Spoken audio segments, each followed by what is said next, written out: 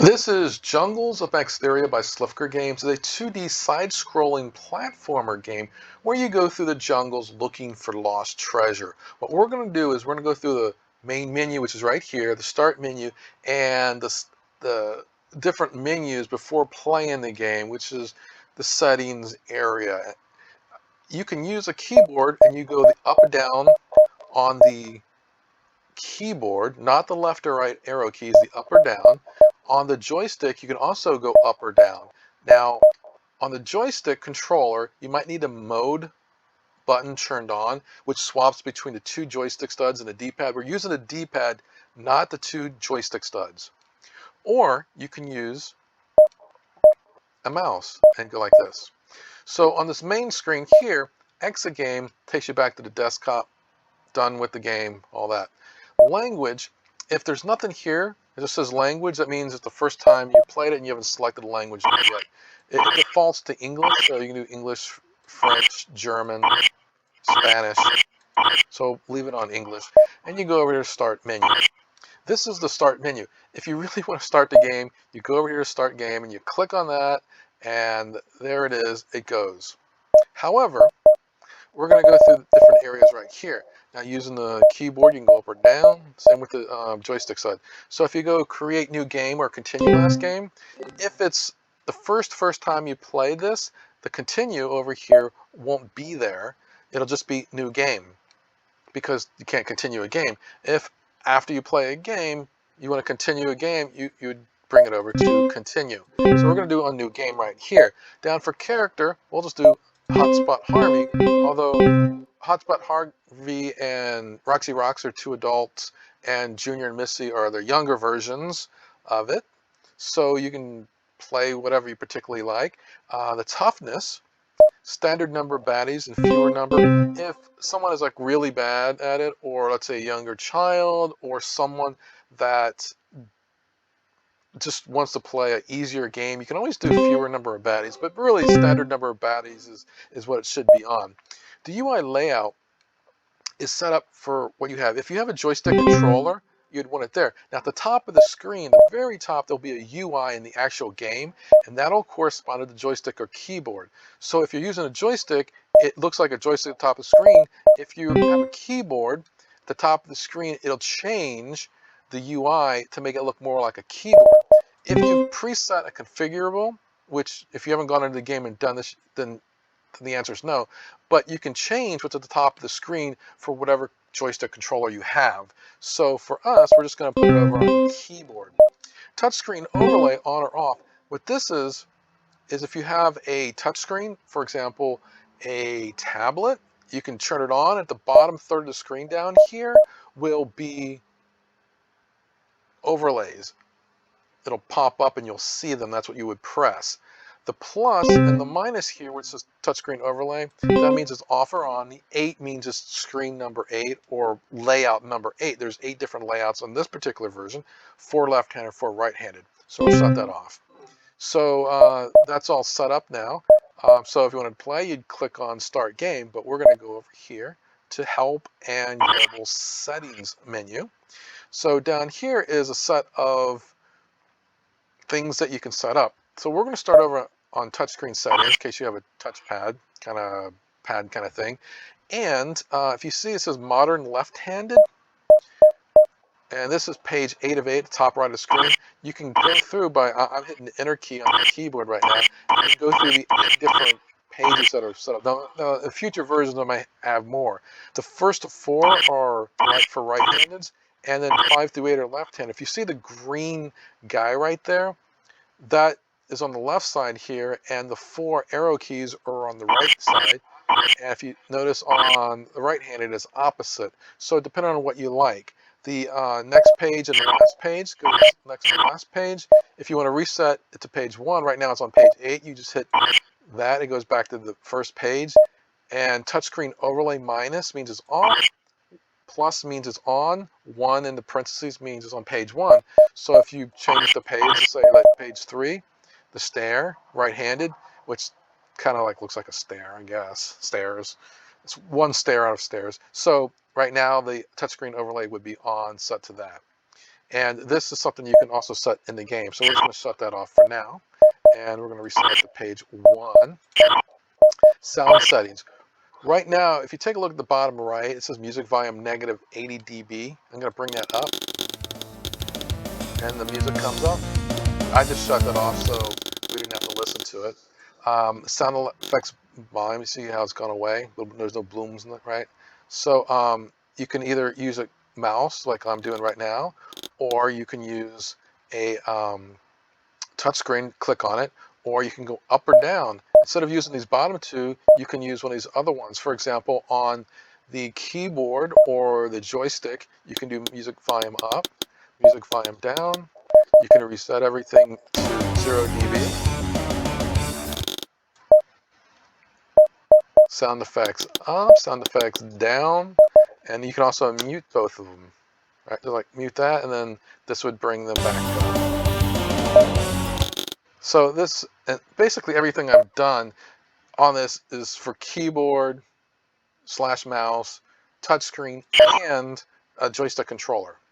Player preferences, if you click on this and you come over here and you click delete player preferences, what this will do is it'll delete everything that you've saved. Your saved game that's in there, it also remembers your screen resolution, anything that on your game, it just wipes everything out. So if you click on this and then you go back to the start menu, it'll be as if the game is brand new. You just installed it basically. So only do this if you're absolutely sure you want to delete the game. It's in here in case there's some type of issue you have or whatever. I mean, really you shouldn't need this unless you know what you're doing. Input settings. Use to remap keys is not selectable. That's just telling you what it is. Exit tells you to go back down here. Then remap joystick is here. Joystick buttons. And down here is the keyboard. So if you take a look, I'm going up and down on the keyboard right now. If you hit the enter or on the joystick, on the menus, you use the A button, which is the green button, or button 0, depending on what it is. And you hit that, and I'm going to hit, let's say, F. So now pause is F. Do it again, I'm going to go back to P. So you can go and swap these out. So the space is the space bar, and alpha 1 through 5 is the top of the keyboard. It's the 1 through 5 keys, right? As opposed to the other numbers that are off by themselves. These are the alphanumeric ones, and up, down, left, right. So if you want to use, let's say, A, S, D, whatever, I mean, you can change that, or you can the space bar if you want to put Control or Alt. You can do whatever you want. So these are different from the UI layout. This is if you don't particularly like how your joystick controller is set up, you can do that. Or on the keyboard, you can set that up. And these are just the default. These are the defaults, and I'll show you that in a minute when we get over to the help area. Credits, you click on the credits, and they're going to come up, and they're going to take their time screwing up because, you know, how long is it got, you know, I got to waste time. Ooh, what's this? Ooh, I like that. Produce a designer. That's kind of cool. Yeah, that's good. Oh, I like that. Yes, yeah, okay. And the special thanks. So all that goes, and it goes on. Everybody that helped out there. So there you go with that. That's the credits. Now these first 3 areas here, the 3 helps. That's the stuff that when you first start out, this is where it's at, and then after you never need to mess with it again. The input settings, the sound settings, and touchscreen settings, these are all in the game. In the pause menu, you can access there as well. It's just here is for a second way. So we're going to go to help number 1. These top right of the screen is page 1 of 9. So these are the 9 pages right now. Now, in a future version, there may be more pages or whatever. But let's take a look at this real fast. This is the standard setup. See, for a Qt keyboard, take a look at 1, 2, 3, 4, 5. It's a knife, button, torch. If you go back to input settings to keyboard, you'll notice alpha 1, 2, 3, 4, and 5. Right. So this is the standard one. If you go and change it in the other area when you remap the keys, then these will be different, obviously. But when you first start out the game, this shows you what is standard. On a controller, this is the same thing. This is a standard controller. You can remap them. If you remap them, it won't be here. Now notice that The green, red, orange, and blue is buttons A, B, X, Y, 0, 1, 2, 3. So it goes 6 o'clock, 3 o'clock, 9 o'clock, 12 o'clock. But if you go to one of the other ones, let's say the Nintendo Switch, you'll notice that 6 o'clock is B, 3 o'clock is A, 9 o'clock is Y, and 12 o'clock is X. So they swapped the A, B, and the X, Ys. However, the buttons is 0, 1, 2, and 3. See, it's B0, A1, Y2, X3. So in different operating systems, you go by the numbers 0, 1, 2, 3, 4, 5, 6, 7, 8, things like that. The reason is the A, B, and X, Ys. Well, if you come over to a Sony PlayStation, they don't even have that. But on a Sony PlayStation, button 0 is not the same place. See, the button 0 is at 9, and the 6 o'clock is 1, the 3 o'clock is 2, and the 12 o'clock is 3. So they're different, on different operating systems, different controllers. That's why I have it like this. So that way you understand it, and you can use it for any of your games, really. So when you're remapping something, that's what you need to take a look at. Now, there's one other thing here. If you take a look at the purple, it says mode set to on D-pad. That swaps the D-pad, which is the white bottom left. This is axis 6 and 7 there. It swaps that with the two joystick studs, the things that pop up. Now, depending on your system, for example, if you have a Xbox One, you'll notice that the D-pad is a different position than one of the joystick studs. It's bottom left there.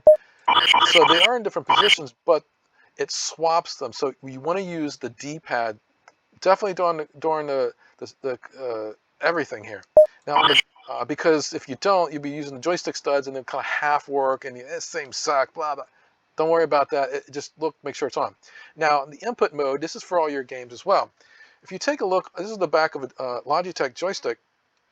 It says X input and direct input, which on the actual controller says X and D. You want to set it to X input. The D input, which is the direct input, which came years ago, they stopped using several years ago, is not what you want. You want to use the X input. All your standard games over the last several years are using X input, and unless you've got some game you know needs direct input, just leave it on X. Or if it's non-Windows 10 game, you possibly need to swap it over to D. Although probably not. Most probably you put it on X input and all your games will be good. So that's something I just wanted you to be aware of. And this stuff that I'm talking about here is really for all of your games. So let's go out of that. Let's go to instructions. If you take a look here, you got last page and next page. Top right says 26 pages. Oh, jeez. It's not really that long. All right. This page 2 says locked versus unlocked. There are actually two different versions. The locked version doesn't have much stuff. Like, for example, on Steam, it's in the unlocked version. So basically, the unlocked version is the full version. And then you can go through all of the instructions. It's not that big of a deal. If you take a look at it, it's just a lot of it's just stuff already talked about, and it's just like, for example, player preferences. It's a little bit more of explanation, and this right here is the inputs. We already talked about that joystick mode button. So that's in case you just want to just read the instructions. Now, the other one is the first time training. So this you just do one time, and you'll be good on this. The first time training allows you to read a lot of stuff. But if you take a look at the exit to main menu, you can either click on that or it says joystick back button. So the back button on your joystick, or whatever it's called, will exit out of it. And the same thing over here on the other button, it tells you what it is. So that way you can use your joystick to go through this. Now, it looks like there's a lot to this, and sort of there is. But a lot of this is stuff we've already talked about. For example, the keyboard and all that, the joystick layout.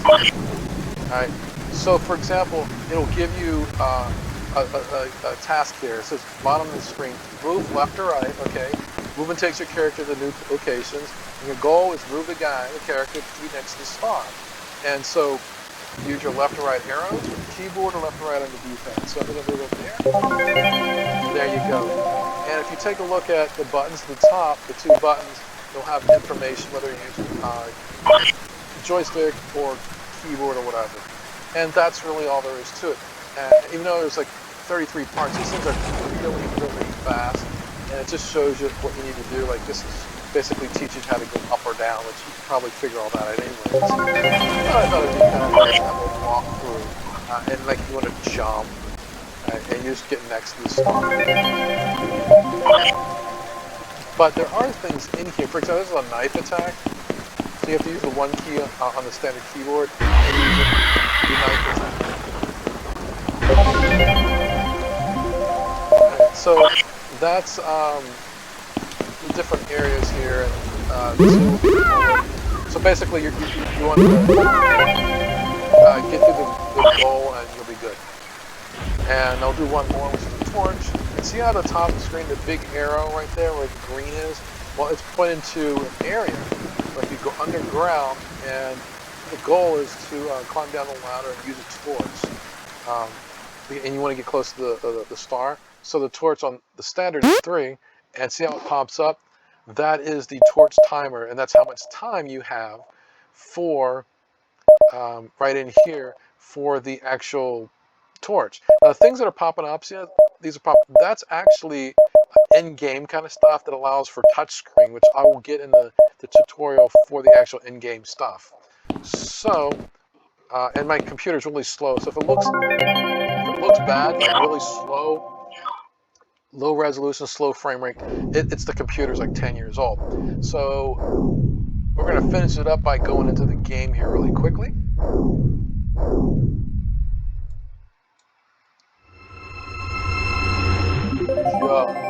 Maxtheria. Okay, so we're going to start menu.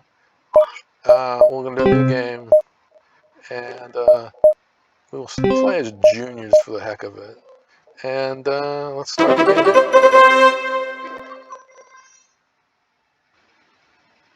Now on a faster computer, this would already popped up like in half a second.